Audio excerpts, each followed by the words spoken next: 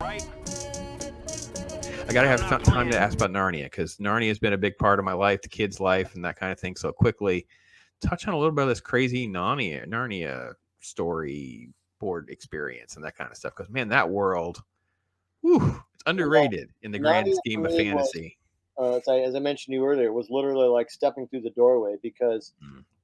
one of the things that happens to you as an artist, depending on which industry you're in, is you're on a roller coaster.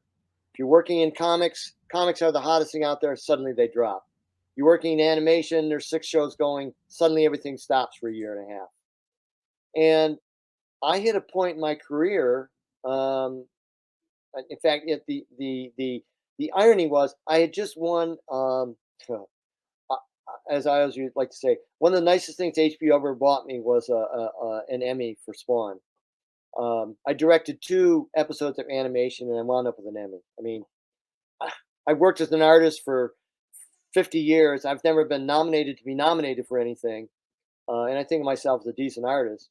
And yet, I mean, there's guys that worked all their life in animation for that honor, and it's like, it told me more about the whole award process. It's all part of the what publicity thing more than anything. But at any rate, so when I had an Emmy, and I discovered that it actually was a retirement gift from animation, because nobody was doing anything. Um, I couldn't find any work there. Comics was nothing going on, and I was at a point in my career where I thought I might have to go back to teaching school, because I don't know, you know, advertising work was very slow. And I happened to run into a friend, another excellent artist and comic book artist, named Trevor Goring.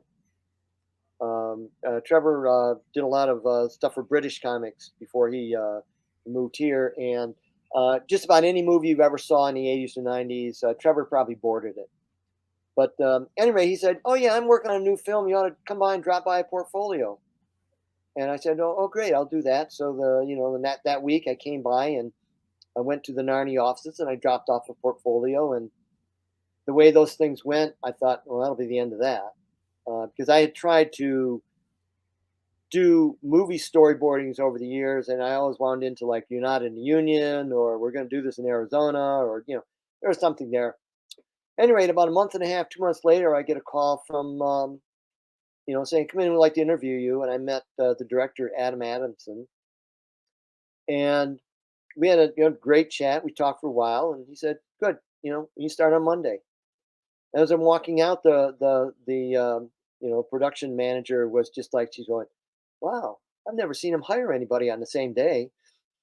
So it was like, "Oh, good." And I thought, boy, here I am working with all these union storyboard artists. I'm probably going to have to work harder, and this is going to be one of the most difficult jobs I've ever had to do. And what I discovered was it actually paid better, and might have been a little easier than working in animation, because animation, they usually tried to figure out a way to get you to do 2 or 3 jobs at once while you were paid for the one. Um, the first thing that they told me in working in live action was, slow down, don't work so hard. Um, and it was just, God, it was great. I mean, I love working on it. Oddly enough, I was familiar with T.S. Lewis as a philosopher, but I had missed the Narnia stuff. I mean, I had friends talk about this stuff, and I was always at a loss, like, what are you talking about? What's this Aslan? What's this, this wardrobe stuff?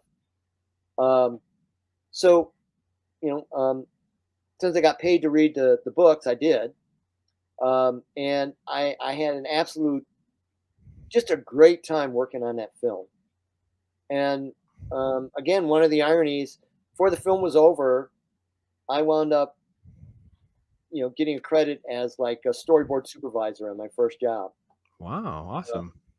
Well, no, oddly enough, after I storyboarded the 3 films, finding any more work in film was very difficult, because I wasn't in the union, and so that kept me out of a lot of the stuff.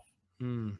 Um, and it was also at a time when I was kind of winding down my career, so I wasn't looking for a lot more. But um, one of the more interesting things that I saw in Narnia was, um, we were planning on having I think it was like a May or a June shoot and they were going to go to I think South America to shoot it so they could get the winter scenes in. Hmm. And somehow the studio they were going to work at or whatever, I think one was in London, one was there. It burnt down and they couldn't do it. So they had to work in it. They said, well, we can't shoot it this year, but we're going to continue to do pre-production stuff on the film. So we want to keep you and my other friend Tom Nelson, who Tom was another friend from animation, and we moved into live action. And actually, he and his wife and I all shared space at um, working on Spawn. We all, we were all board artists on that show, Okay, so you were all connected and knew everybody. right? Yeah. And we all, Tom and Jen weren't married there, but we all started sharing office together. And I came home and I told my wife, I said, those two are going to be together pretty soon. And she was like, "Oh, you're crazy." I was actually right for once. Um, but and like I said, we all wound up winning an Emmy for that show. Tom and I were satisfied with that. Jem actually went on. She got nominated for an Oscar for. She was the director on Kung Fu Panda 3. Oh, wow. First, the first woman who was nominated as a solo director on on an animated project. Wow. Um, but anyway, Tom and I worked on the Narnia stuff. We wound up getting an extra instead of the 3 or 4 months we were going to work. We wound up working 16 months. That's amazing.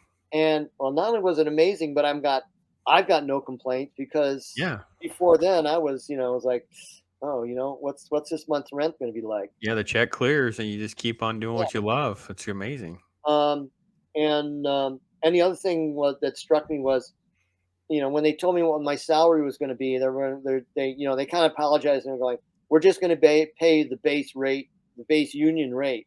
I'm going, "Wow, that's about time and a half what I'd make in animation." Well, I mean, It's crazy what a difference it is in these different industries in that time. It's crazy. I always had a pyramid when I looked at jobs in terms of there were three things: what's the job, how much are you paying me, who are you going to work with? Mm. And I found that the important one was who are you going to work with. A lot of the jobs I've had over the years, I thought I've done excellent work on, but I wasn't that interested in the material. But I always did the best that I could do on it. It was like I gave a good solid job on it. Sure. And the pay, hopefully it was always good. The thing that could ruin a job for you in a minute was who you were working with, if they weren't good people. Right. With HBO and like Tales from the Crypt, HBO, and Narnia, I had the best of those three worlds in all those jobs. That's the best to hear. It was absolutely just like the best of times. The best people I worked with. It was fun material.